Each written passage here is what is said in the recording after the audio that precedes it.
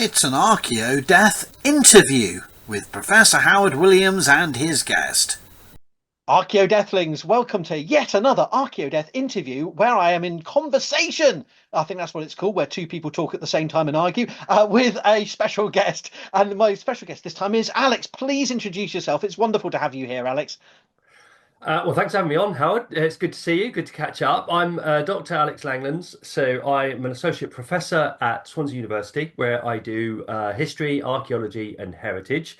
I have a background in field archaeology, so I spent about 7 years digging holes as a commercial archaeologist. I moved into broadcast media and sort of spent around about 15 years on and off making shows for BBC, Channel 4, Channel 5.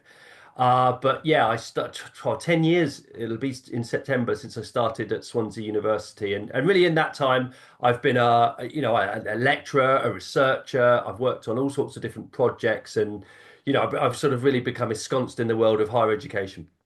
Wow, you've had about 7 careers in the time that I've struggled to even try one. It's impressive, and you are a household name, as they're supposed to say. But no, but seriously, you are a well-known figure. You're a face for various disciplines, and I think it's really important. People, you captured that you are not a archaeologist or an archaeologist. You're not an historian.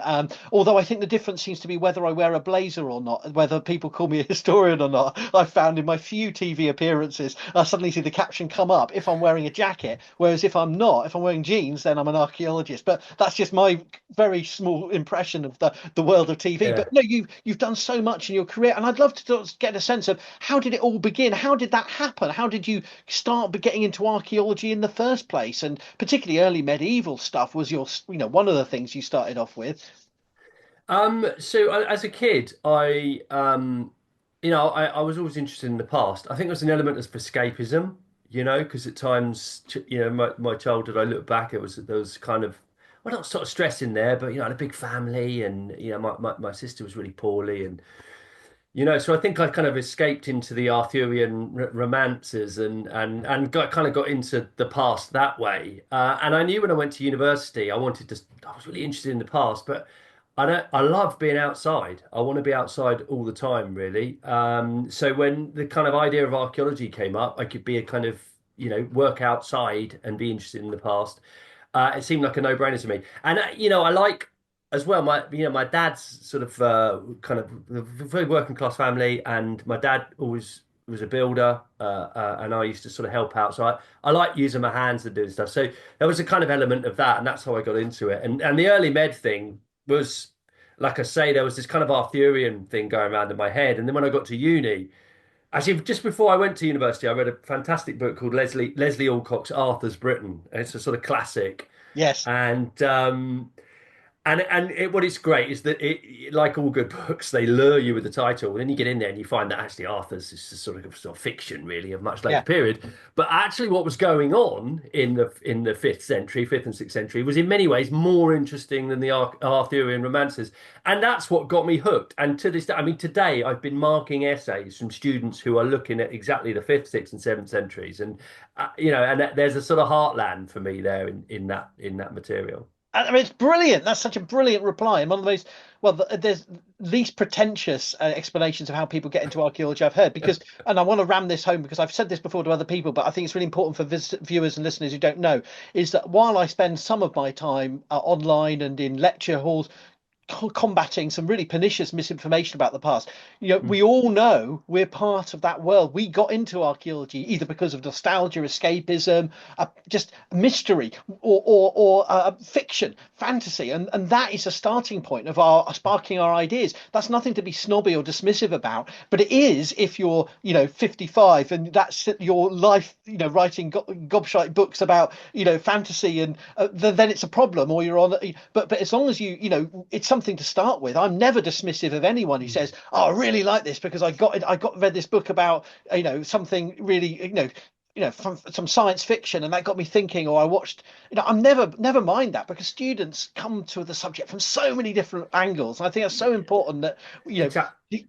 we're honest about that. Yeah, and like I do, I look back, it's about the story, and I think it's one of the things we kind of it's a crass thing to cite, but we got it wrong on Brexit because we got the story wrong.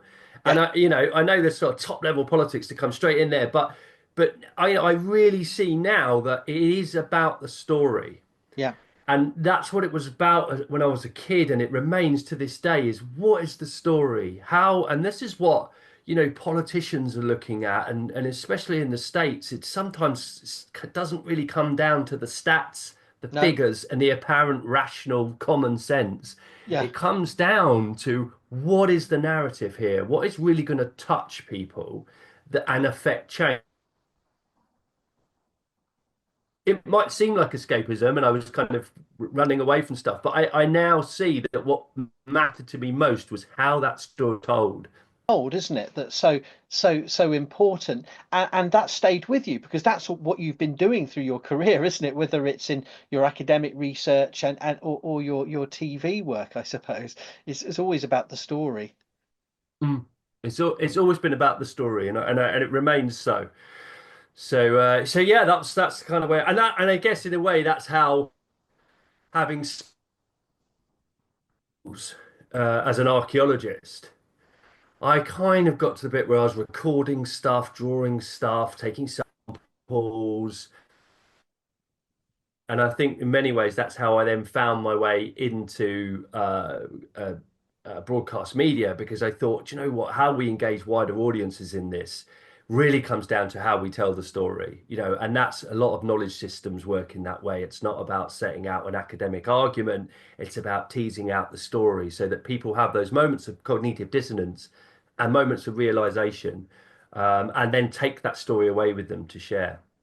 So, I mean, there's different ways we could frame this conversation, but I'd love to start off with some of your the early medieval stories that you've been telling, some of the things that you've been looking at. Obviously, your 2019 book, all about travel and communication, is one of the things I associate you with. But there's sort of sub stories within that about assembly places and routeways, and I loved your article with Andrew in World Archaeology, which I use with my students. And there's all these different ways which I come across you in academic work. But that's what I think of you as. How would you characterize the kind of things you've been trying to research in, particularly for the early Middle Ages? I know that's not exclusively what you do, but how would you characterize that work?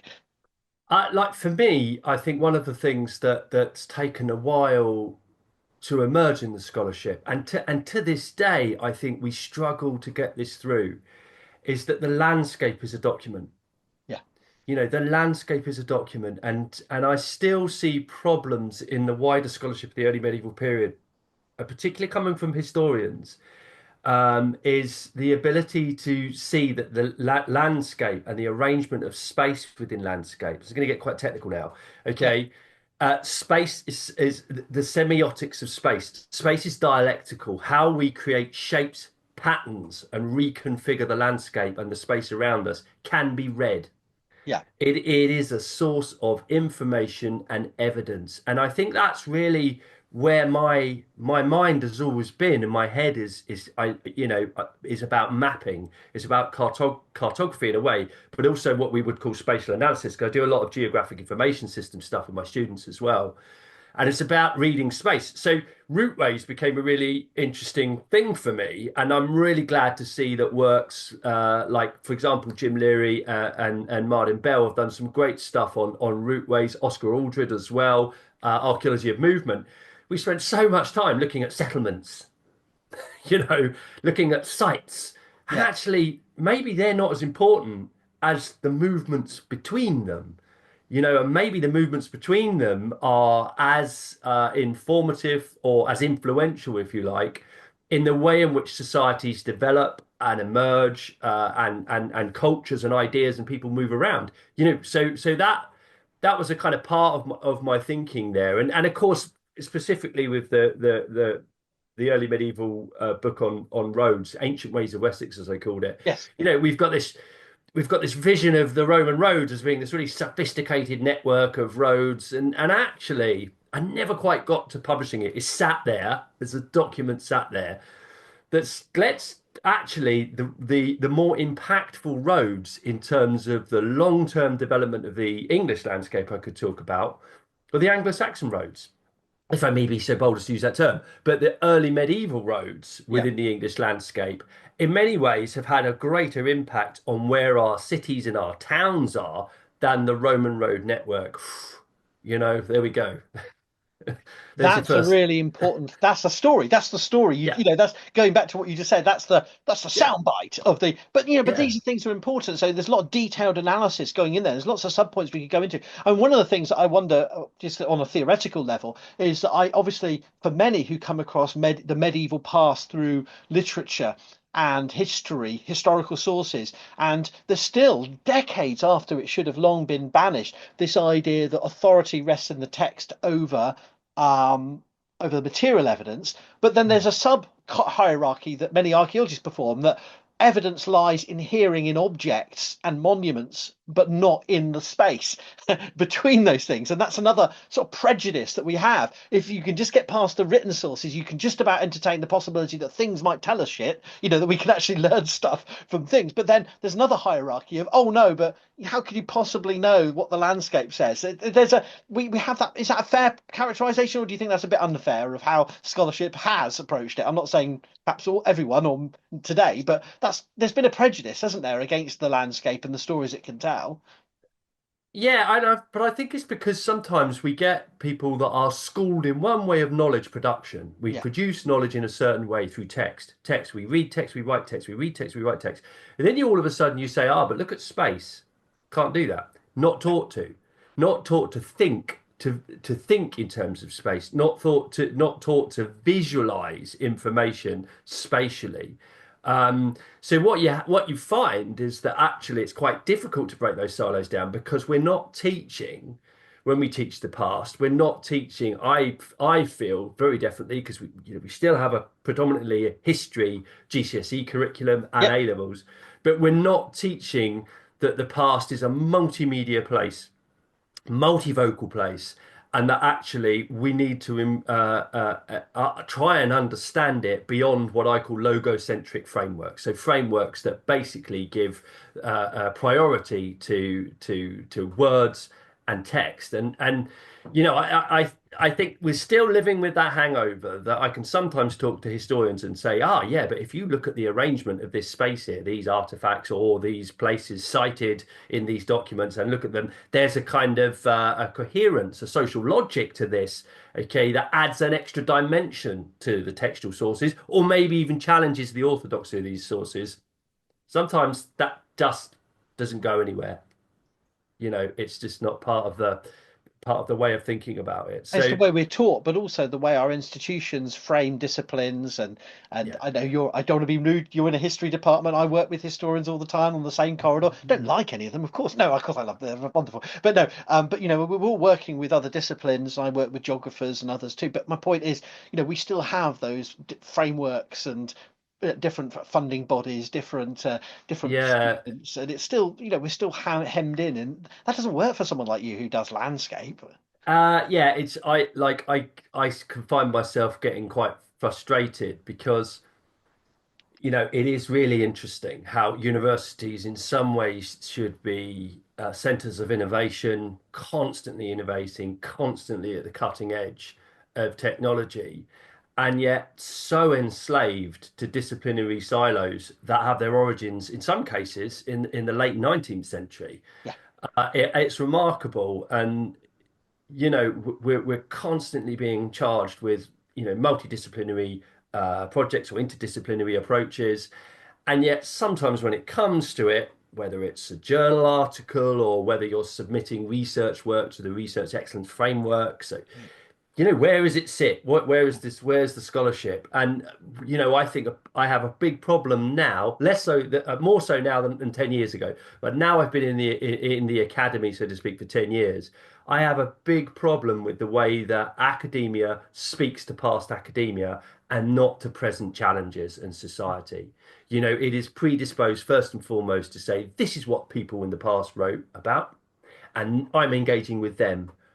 I'm not engaging with what's going on in the wider world and need to. Not all disciplines are like that, No, but but I I think I have found the study of the past it is kind of encumbered by this need to engage with the scholarship, and that fosters that for me then becomes part of an elite culture, Hmm. and that elite culture, it's not so much being exposed at the moment, but as higher education is being put under pressure, actually people are looking really critically at what some of these departments and disciplines are actually giving to wider society. And it turns out really they're talking to themselves. And I think that's something that needs to change. So, yeah, and I like, what's the question for me? It's not what's the evidence, it's what's the question. What's the problem we need to solve, and then go out and look at all the different types of evidence we can use to solve that question. And so roads have been one of the ways you've drawn on place names, historical sources, archaeological evidence to build that story. And I saw recently, although I confess I haven't read it in detail, your Shackles from Old Sarum is another example where you're drawing and connecting together different sources of information. It's a common theme for you, it seems. Yeah, well, so that was, I mean, again, that was a great project. I mean, if anyone can see the screen back, actually above Old Sarum in southern Wiltshire, but those shackles were found around about there in Old Sarum, and they were quite enigmatic. Just kind of, they're in the archive, or rather on display at Salisbury Museum. Well worth a visit. And no one really knew where they were from. So I did a deep dive back into the excavation, looking black and white photographs of early 20th century excavations, looking at field diaries, surveyors' drawings, and trying to reconstruct the excavations that were conducted there. Because we've lost most of the archive. Okay, whatever archives were produced, and we're not entirely sure whether there was too much of an archive. But so I've tried to reconstruct, and in the process of that reconstruction, I found evidence from black and white photographs of more shackles. So there were 3 shackles, 2 accounts of when the shackles were found, used GIS to locate where they were found, looking at diary entries. They seem to be, well, they're right alongside where other scholars, Tim Tatton Brown, thinks the Bishop Roger was interred. Bishop Roger came to a sticky end. I didn't take a lot of work to pull all that together, but yeah, it's a multidisciplinary approach.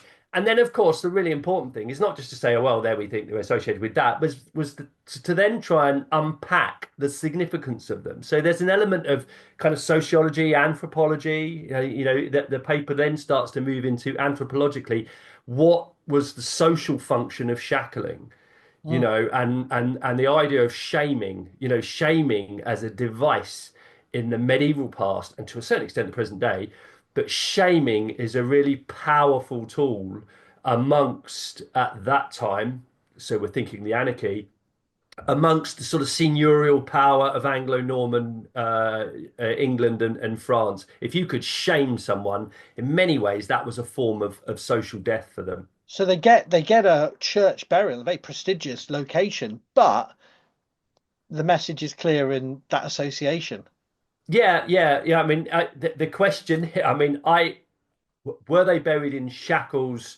I think, I honestly think that they didn't have the equipment to remove the shackles when they were Oh, dying. So I think Bishop Roger and his retinue at the time are being driven into the ground. And one of the reasons I think that's the case, I mean, there's lots of reasons in the paper I cite, which is open access, so people can have a look at it. 3 sets of shackles at Old Sarum. Just look at it; it's open access. But one of the reasons why is because the moment Roger dies, guess who rocks up to come and pick up the silver? King Stephen.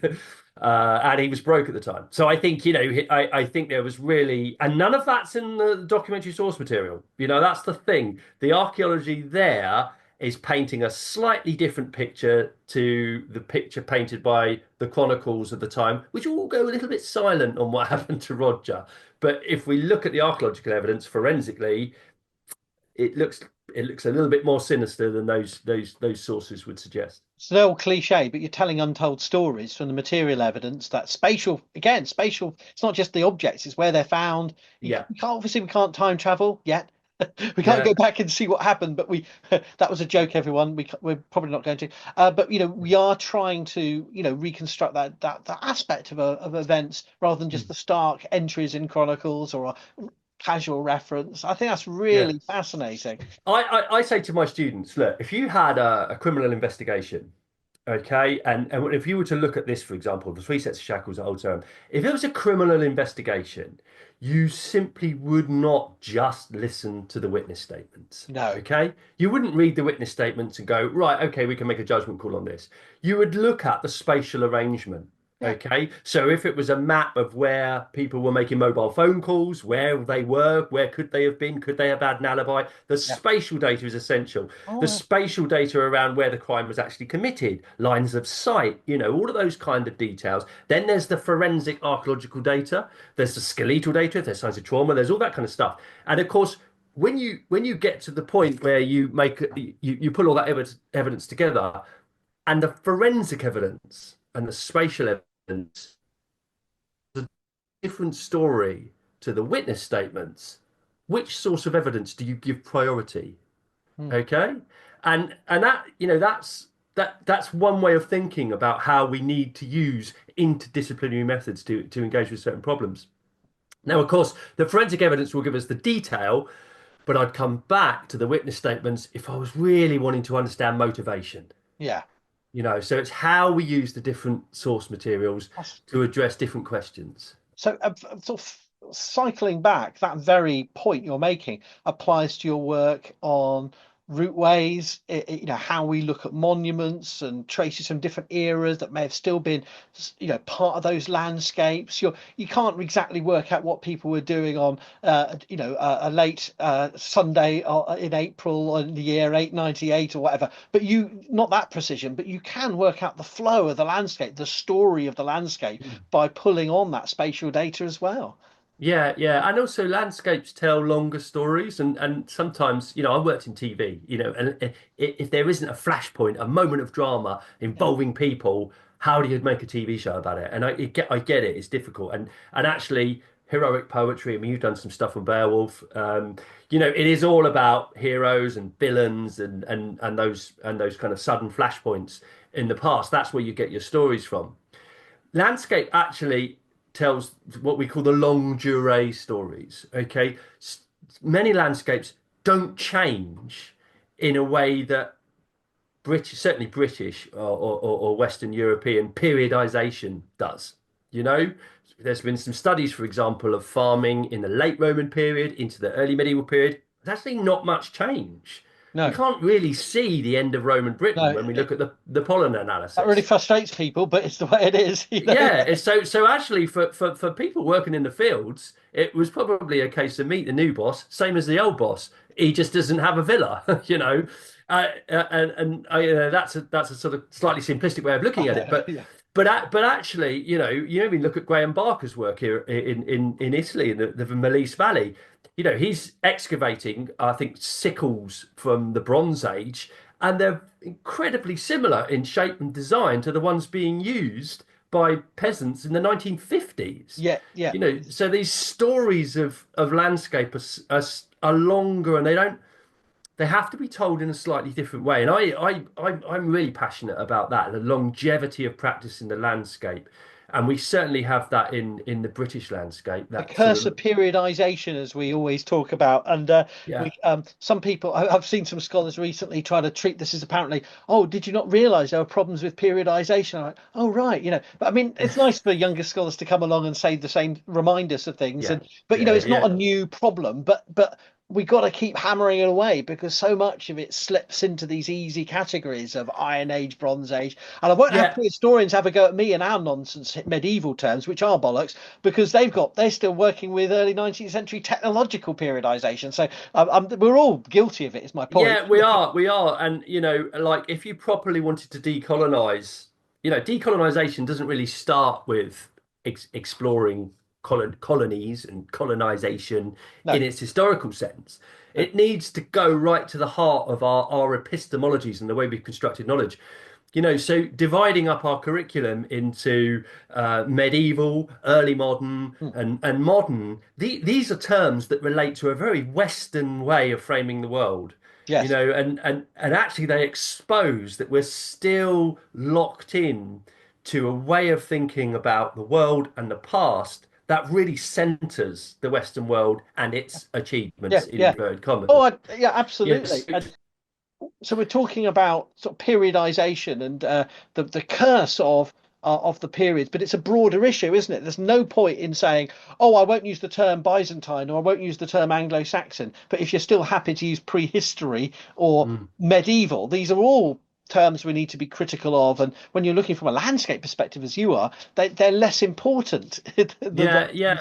And it comes down, like for me, one of the things I'm really interested in at the moment, I'm sort of starting a new research area. I don't know how it will go, but if we really want to look at the past and think about how it can impact and benefit the future in the present, like the kind of dramatic events or historical events narratives, aren't really useful for understanding, for example, the way in which we might use historic farming or understanding of historic farming and past agriculture as a way to have conversations about what our farming landscape needs to do in the immediate term.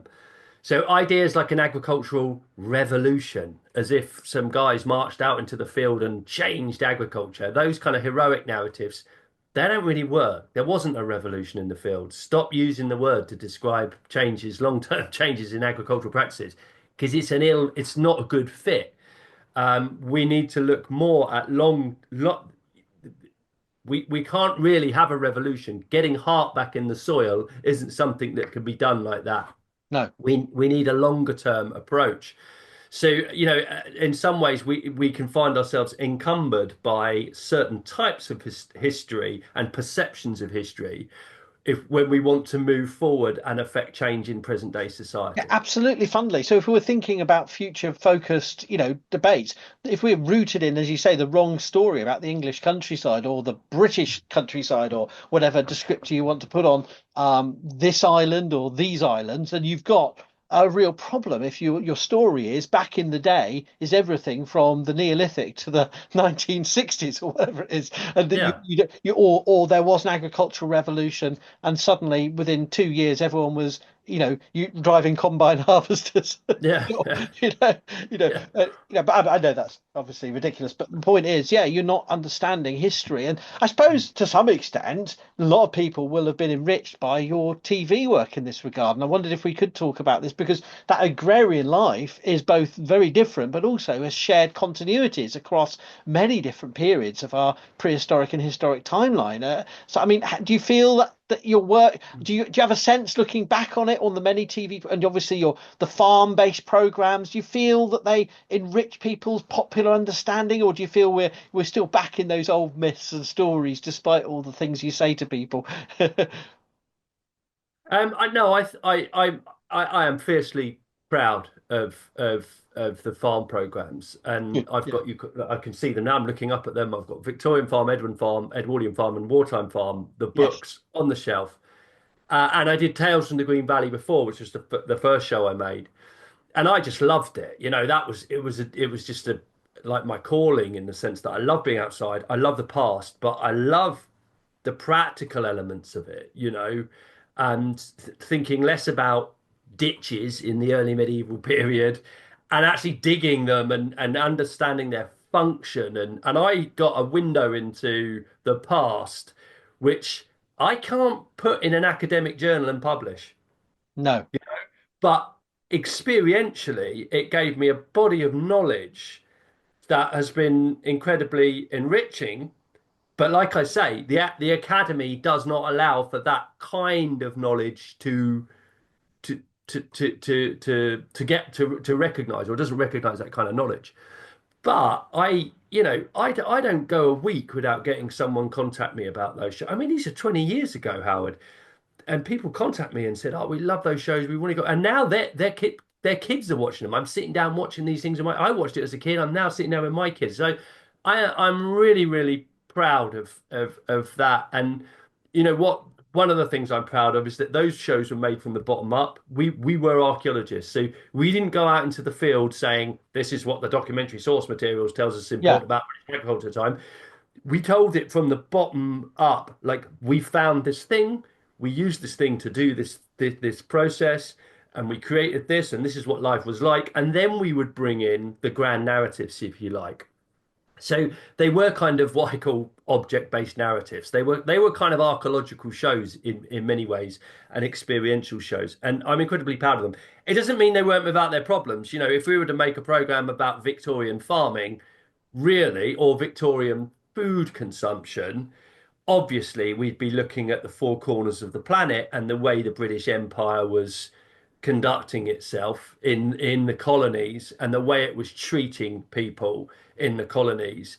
And we would have told a much more balanced picture. And I recognize that now.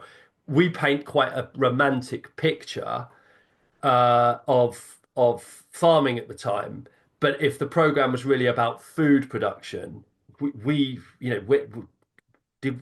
use sugar. I mean, sugar was around when we made a show about the Tudors and Stuarts, made a show called the Tudor Feast at Christmas, shot in July. That was a tough one. That was a hot one in all those woolens next to a fire Can cooking. imagine. But sugar was a big thing. You get into that period in the late 16th and 17th centuries, sugar was a big thing, and it was big business. And of course, it was brought to this islands off the back of slaves who had been against their will in the most brutal fashion. Taken from their homelands and forced to work to the point where they died, and that is a dark, dark story that we weren't telling in those programs. And a lot of British television doesn't do it, doesn't like No. to do it. A lot of our education systems don't like to do it either. It would be a bit unfair to focus on those programs for that point, given the ongoing 20 years later, as you say. I know they're not all 20 years old, but Hmm. we're not any closer to that. We have maybe some soul searching specific documentaries about that aspect, but integrating it into the story Hmm. of this island is still an ongoing struggle. My sense is, I don't know if that's fair. Yeah, I think so. I think so, and I don't have a problem in calling out certain people who face, for example, and their attitude towards what Historic England was trying to do in terms of produce reports that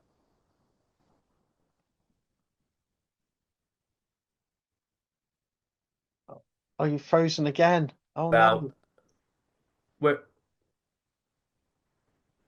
are you back? Yes, Rebecca. No, have a go at that again. You were saying I'm not willing to. I'm happy to call people out. I'm happy to challenge or something like Yeah, that. yeah, yeah. Now I'm happy to people like John Hayes, for example. His attitude towards Historic England and the funding of Historic England's this sort of darker past. Those people that have criticised in a very unfair way the work of people like Corinne Fowler, whose wonderful book out at the moment she's got that explores our island stories through that lens. We need to do it, and it's creeping up on us that actually the Industrial Revolution, a large subsidy for it came from our transatlantic industries and the vested interests of the British Empire. So like for me, I'm not frightened of it, Howard. You people like you and me, we're not frightened of it. We know this with this island's history as good as anyone else and better than many. And I'm not frightened of it. I'm excited by it. It adds color and texture to my visits and meaning. I don't want the past to be a warm blanket that I can wrap around No, myself. I want the past to challenge me intellectually so that to the day I die, I'm always thinking, I'm not, just trying to comfort myself. I've got nothing to fear about that past, and I consider myself a proud patriot as well. I can take that. I can take it, and I'm happy to be called out on the programs that I mean, no one's ever called me out on that for Victoria no, but it's Farm. good to have these reflections, though. Yeah, Yeah. I'm calling myself out on it. When we talked about sugar in the Tudor, what was it, Tudor Feast at Christmas, Hmm. shot in July. When I'm happy to call us out on that. And a lot of the producers we were working with at the time. I like Dan Snow's stuff, but for example, there was a show out at the time called Empire of the Seas. Okay, and if you look at it, mm, would you have quite that music on in the background whilst you're bravely navigating a ship? Would you? would you tell it in quite that way now, Dan? Probably not, bless him. No. I'm a fan of Dan Snow. When I look at all of what he's done, there's some great stuff in there. But the sector, broadcasting as a sector, and it was just the same with the natural history section in Bristol. They didn't want to tell that environmental story. They never really wanted to go there.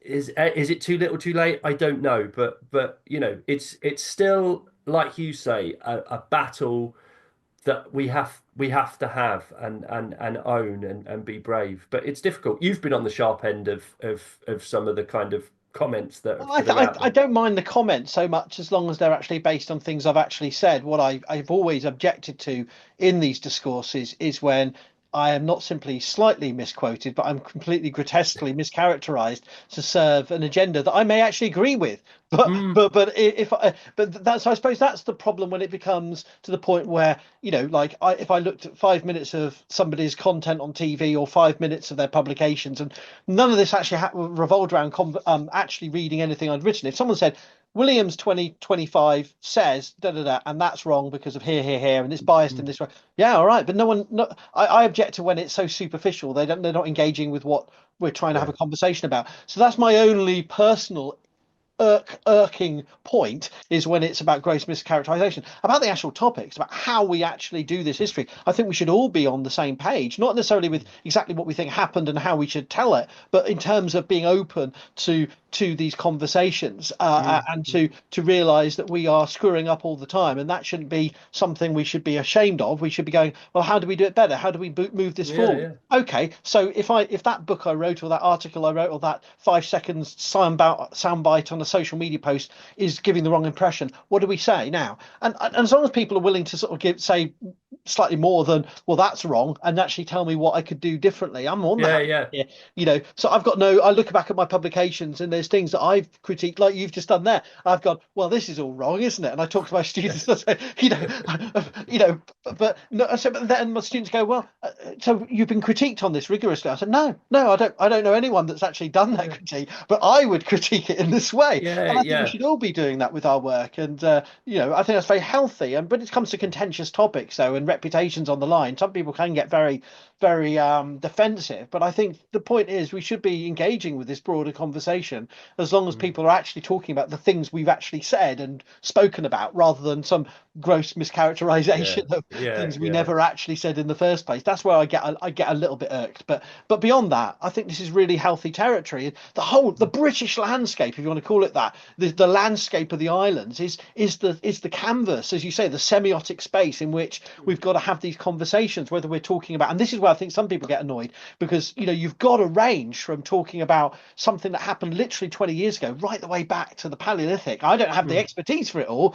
but I'm saying we've got to have that range to talk about the story of Mm. environment and landscape, so that we Yeah. can inform what we're going to do now. And I think it's really Yeah, important. yeah. I'm really into that, and there's like something I was looking at, the guano, for example, the importation of guano, which was seabird poo, Yay.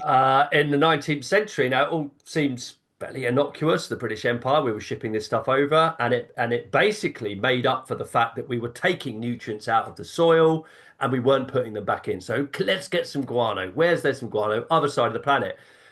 But at this point, slavery had been abolished, but we'd come up with the clever coolie system, which was it's a form of contracted labor, contracted in inverted commas.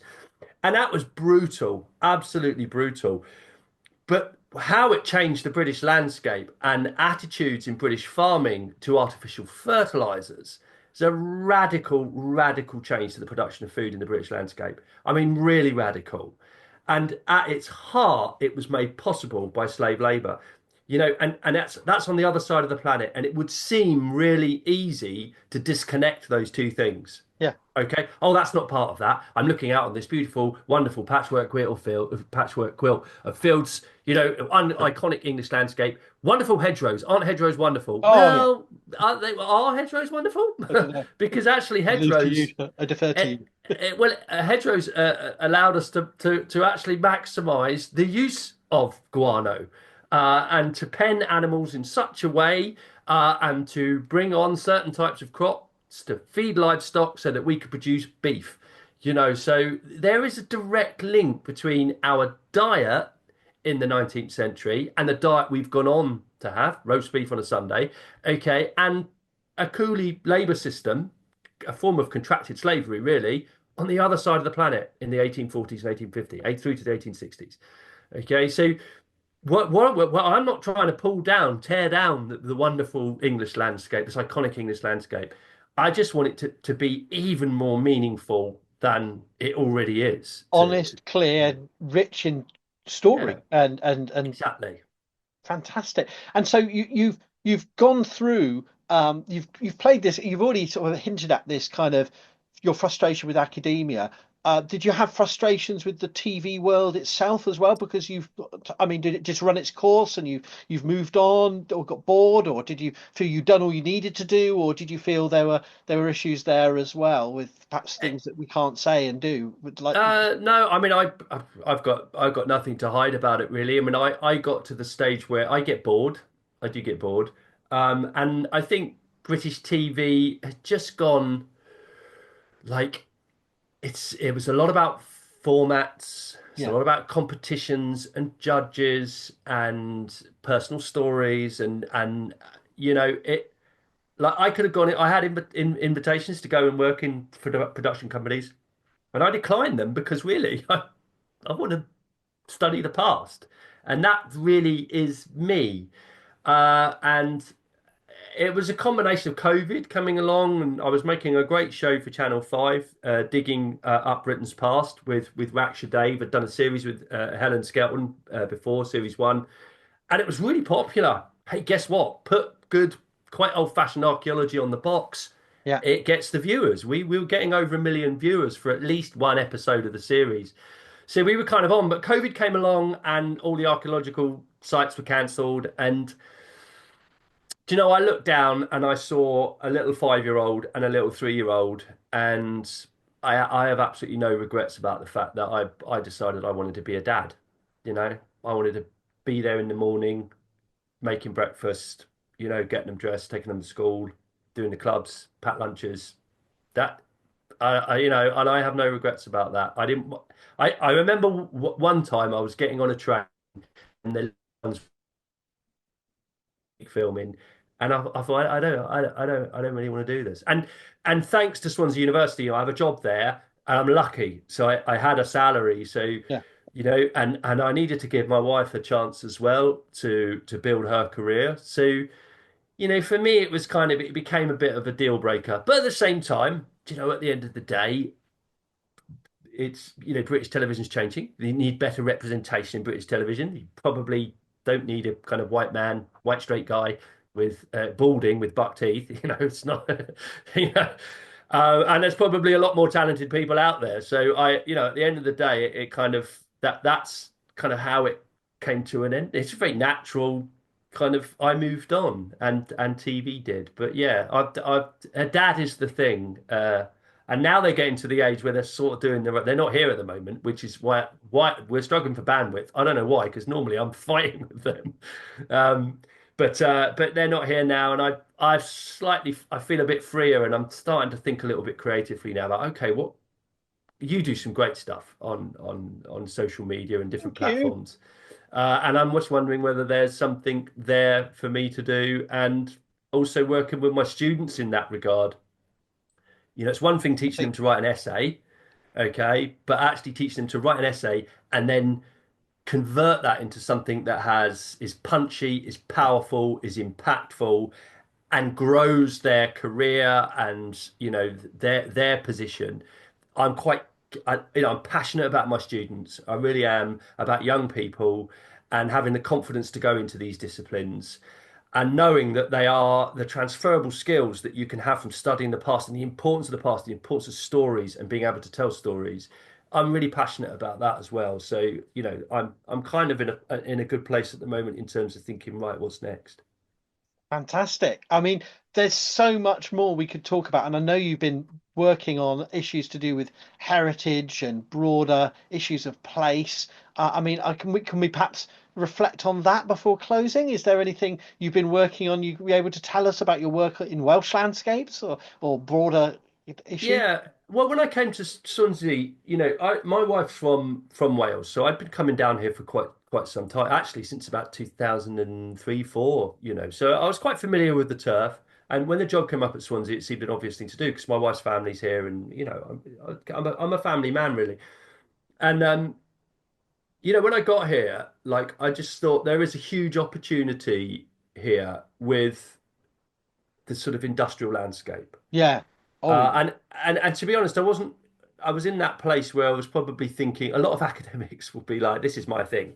I do this, and I arrived at Swansea University. And I thought, well, no one's doing this. And actually, no, industrial heritage is not surprisingly as big a topic as you would think it would be in Wales. I can sort of understand why that's the case, but there's huge opportunities. And I was over in Brussels recently looking at Horizon Europe funding, big funding packages. And, it's all about resilient cultural heritage. It's all about energy transitions. It's all about the history of energy transitions.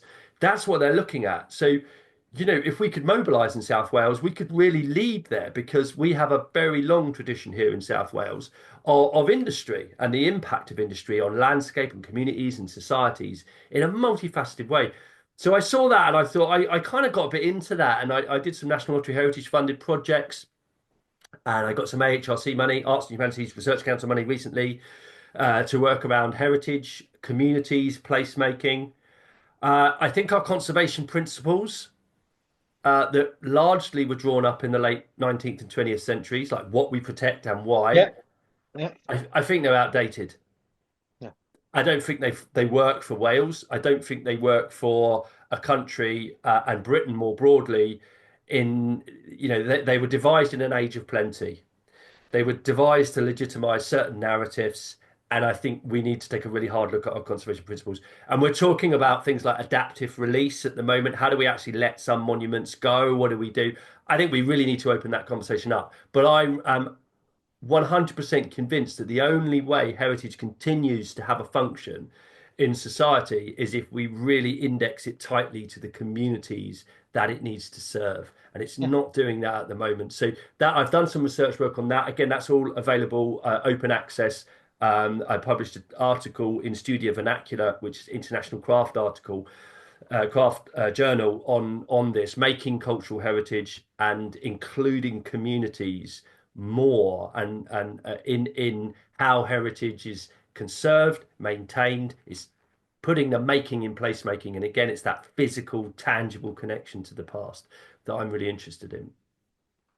We could talk so long about this, Alex, but I think as a showcase of the many exciting things you've done and are doing, I just feel so privileged to have this conversation with you and to share it with people because I just really inspired me.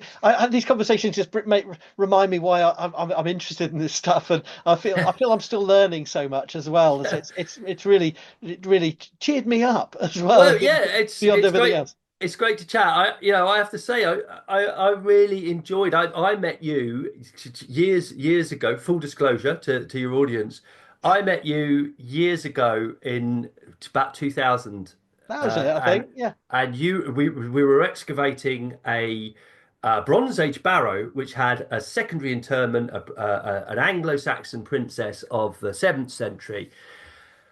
And your publications around that time as well, and subsequent publications about death, burial. I've taught that. I have taught that and drawn heavily on your work. And I've been really inspired by it. I've been really inspired by that. So, it's been great to catch up. And That's I know wonderful. we missed each other at Aberystwyth the other I day. know.